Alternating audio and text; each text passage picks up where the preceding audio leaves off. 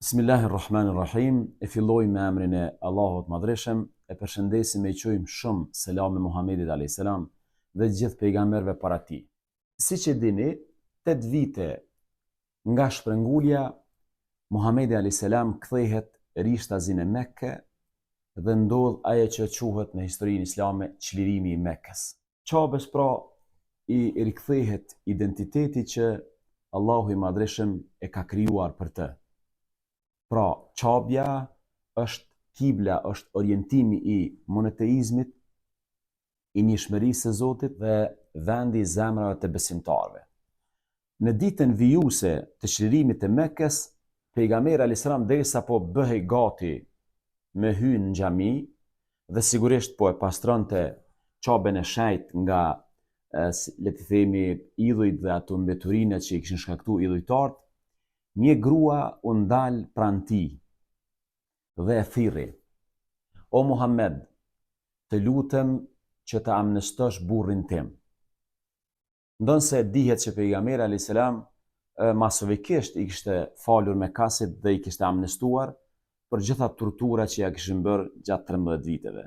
Megjithatë, është interesant ky rast specifik tani kur një grua, domethënë, i kërkon pejgamberit që ta fal ose ta amnestoj burrin e saj, i cili ishte larguar nga Mekka nga frika se, domethënë, muslimanët mund të hakmerreshin. Ndëgjojeni tani sa interesant kjo grua, pasi kërkon pejgamberit amnesti për të dhe për burrin e saj, ndëgjojeni arsyetimin që ajo ja ofron pejgamberit alayhis salam. Kjo grua ja kujton pejgamberit bia e kujt ishte.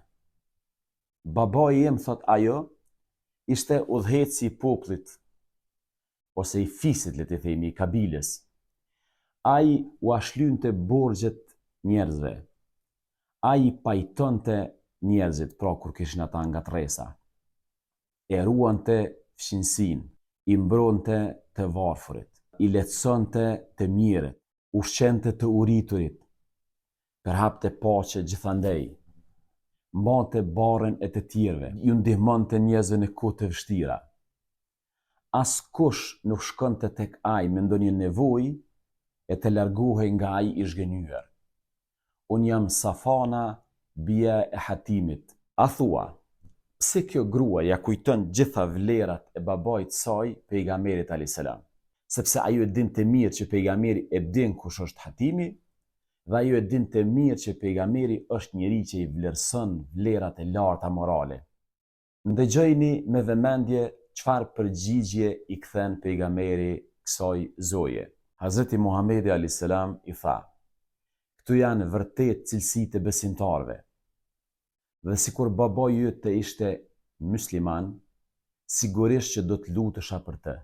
Pastaj u tha shokëve të tij: "Lëreni të lirë, lëreni në paqe atë dhe bashortin e saj, sepse babai i saj i mësonte njerëzit vlerat e larta morale." Shihni çfarë përgjigje pejgamberit alayhis salam.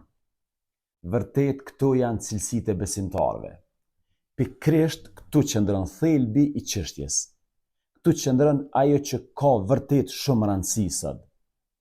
Feja jote e vërtet nuk është vetëm shkurja në xhami, apo përgjithsisht ritualet apo përkushtimet në formë rituale që na ja bëjmë Zotit. Sigurisht ato janë bazë, janë temel i fesë. Por megjithatë, feja jote e vërtet është në ndershmërinë tënde në treg, është në ndershmërinë dhe zellën tënde në punë, është në modestinë dhe përullsinë tënde, është në respektin ndaj prindve, është në mirësinë ndaj motrave dhe vëllezërve, është në durimin ndaj bashkëshortes, në mëshirën ndaj fëmijëve dhe në mënyrën se si sjellemi me fëmijët. Feja jote e vërtet është kur mbledhet një fond për një të smur ose një nevojtar, ti je në gjendje të ndihmosh. Feja jote e vërtet është kur njerëzit flasin për tjetrin në mungesë të prezencës së tij, dhe ti je aty përkundër kësaj e mban gjuhën tënde dhe e ruan nderin e të tjerëve. Feja jote e vërtet është kur mëson për mëkatet e dikujt, për lëshimet e dikujt, dhe i mbulon ato nuk i shpall në publik. Feja jote e vërtet është kur të besohet një sekret dhe ti e ruan atë me emanet, me besnikri. Besimi në Allahun, namazi, agjerimi, gjitha adhurimet janë detyrë ndaj Allahut dhe përfaqësojnë lidhjen tonë me Zotin, prej ku ne e marrim arsyen dhe energjinë për të sjellë mirë. Do të ishte absurde dhe plotësisht e pakuptim një njeri që i bën Zotit së sejdë dhe pretendon se ka lidhshmëri me Zotin dhe anën tjetër është i pasjellshëm. Sa bukur e ka thënë Ibn al-Qayyimi, e gjithë feja është moral. Ai që të kalon në moral, ai që është më i mirë se ti në moral, dije se të ka kaluar edhe në fe. Dije se është para teje edhe në fe.